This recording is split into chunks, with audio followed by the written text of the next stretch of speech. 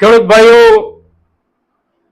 ચોમાસુ વાવેતરમાં આપણા એરંડાના પાકમાં, એરંડાના વાવેતરમાં જે કઈ મુશ્કેલીઓ ઊભી થઈ અને એના કારણે પ્રાથમિક ધોરણે એક તો વાવેતર ઘટેલું હતું, ઉપરાંત વરસાદ અને વાતાવરણની પ્રતિકૂળતાને લઈને જે કાંઈ વાવેતર હતું એના ઉપર પણ ખૂબ મોટી વિપરીત અસર પડી અને પરિણામે એરંડાના ભાવોને સુધારા તરફ જવું પડે એવા વાસ્તવિક સંજોગોનું નિર્માણ થઈ ગયું.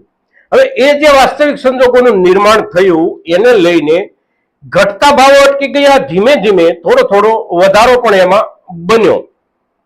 પણ જે અપેક્ષા આપણા ખેડૂતોની થોડી ઘણી હતી ભાવોની કે 1200 રૂપિયાથી આગળ ભાવો જાય તો સારું, તો અત્યારના સંજોગોમાં ખરેખર સ્થિતિ કેવી છે, ભાવો ખરેખર ક્યાં સુધી પહોંચ્યા છે, અને સૌથી અગત્યનો સવાલ હવે પછી એરંડાના ભાવોમાં એકંદર સ્થિતિ કેવી રહેવાના સંજોગો છે એના ઉપર આપણે આજે ચર્ચા કરીએ છીએ, એરંડાના પાક પર, એના ભાવો પર.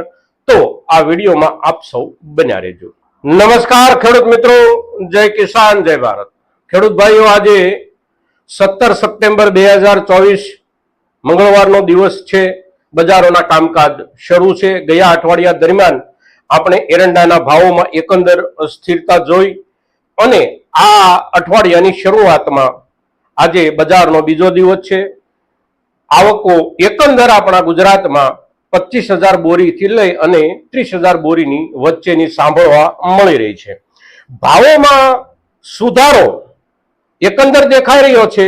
કેટલાક માર્કેટિંગ યાર્ડોમાં, કેટલીક ક્વોલિટીમાં 1250 સુધીના ભાવ થયા હોય એવું આપણને જાણવા મળી રહ્યું છે અને એવરેજ 1100 થી 1200 ની વચ્ચે વેપારો મોટા ભાગના થઈ રહ્યા છે.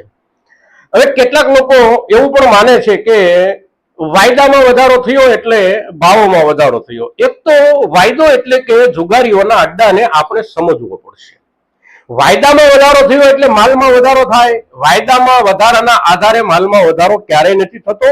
વાયદાનો નિર્ણય માલના ઉત્પાદન, માલના વેપારની સ્થિતિ અને દેશ વિદેશમાં વેપારની અનુકૂળતાની સ્થિતિ, જરૂરિયાત કેટલી છે અને જરૂરિયાતની સામે પુરવઠો પહોંચાડવાની અનુકૂળતા કેટલી છે અને બજારમાંથી ઉપલબ્ધિની સ્થિતિ કેવી છે.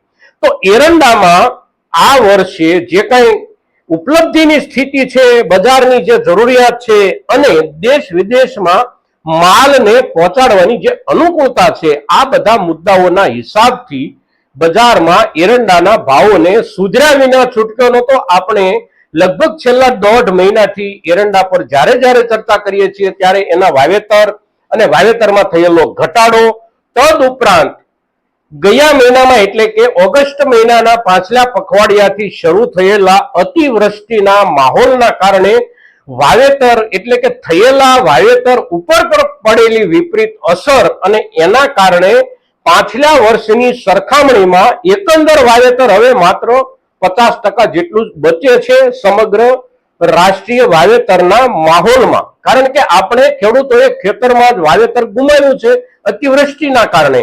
અને આ જે અત્યારે સુધારો દેખાય, ભાવમાં વધારો દેખાય, આ બધાની પાછળ આપણા ઉત્પાદનનો નીચો આંકડો જે દેખાઈ રહ્યો છે, સ્પષ્ટ થઈ રહ્યો છે ધીમે ધીમે, એની અસર છે. વાયદો કોઈ દિવસ માલને તોડી ન શકે અને વાયદો કોઈ દિવસ માલને જોડી ન શકે. માલની ભાવની વધઘટનો આધાર આપણે કહ્યું એ જ પરિબળો પર આધારિત હોય છે. વાયદો એના આધારે ચાલતો હોય છે. એટલે વાયદાના આધારે કોઈ પણ નિર્ણયો ખેડૂત તરીકે આપણે કરવાની જરૂર જ નથી. આપણે તો સીમ શેઠે બેઠા છીએ, ખેતરમાં દરરોજ જઈએ છીએ. વાવેતર ખરેખર કઈ સ્થિતિમાં છે અને ઉત્પાદન કઈ સ્થિતિમાં છે એનું સંપૂર્ણ સાચું ચિત્ર કોઈની પાસે હોય તો માત્ર ને માત્ર આપણે ખેડૂતોની પાસે હોય છે.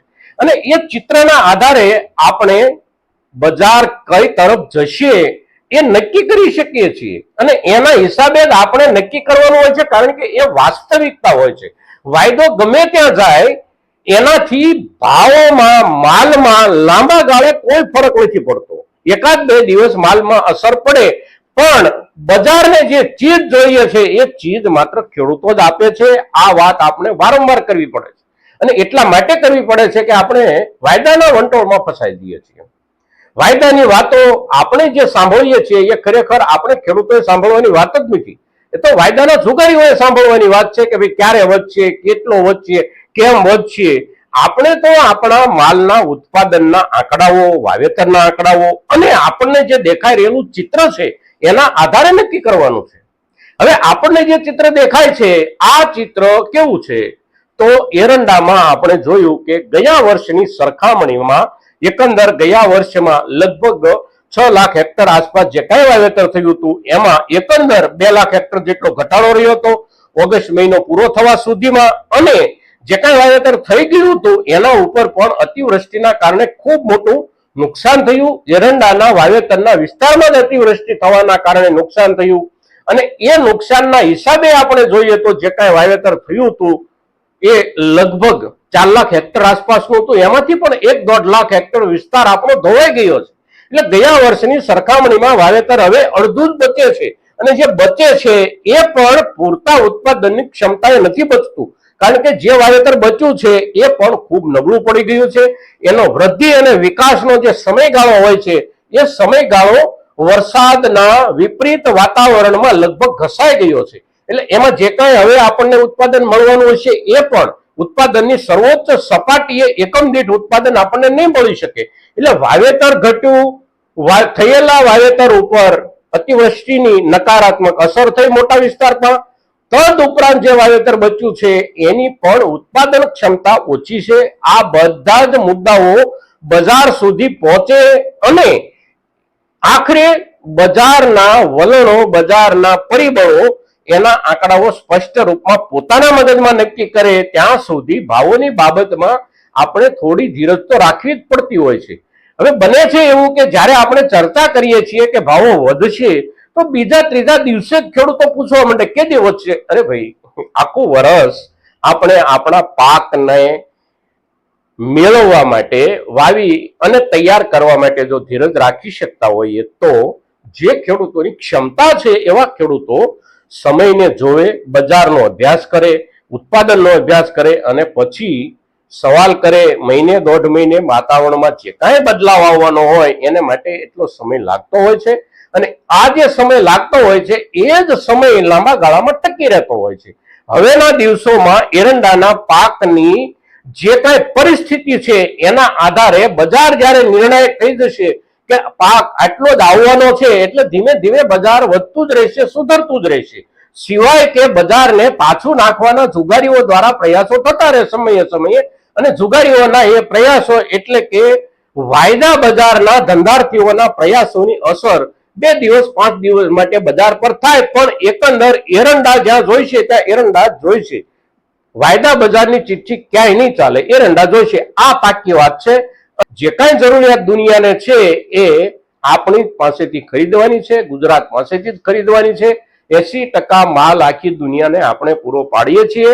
આપણા વાવેતરમાં ઘટ પડી છે, આપણા વાવેતર ઉપર પણ નુકસાન થયું છે અને ઉત્પાદનમાં પણ ખૂબ મોટો ઘટાડો થવાની જ્યારે શક્યતા છે ત્યારે અત્યારના સમયમાં આપણી જે કોઈ ખેડૂતોની પાસે તૈયાર એરંડાનો સંગ્રહિત માલ છે એમણે ધીરજપૂર્વક અત્યાર સુધી માલ સંગ્રહી જ રાખ્યો છે તો હજી પણ એના ઉપર પૂરેપૂરો અભ્યાસ કરે, પૂરેપૂરી નજર રાખે અને પછી નિર્ણય કરે. મિત્રો, વેચવાની જરૂરિયાત દરેક ખેડૂતને હોય છે. જરૂરિયાત પ્રમાણે આપણે વેચવું પણ પડતું હોય છે. 6 મહિના, 8 મહિના કે આખું વર્ષ માલના ભાવ વધવાની રાહ દરેક ખેડૂત ન જોઈ શકે.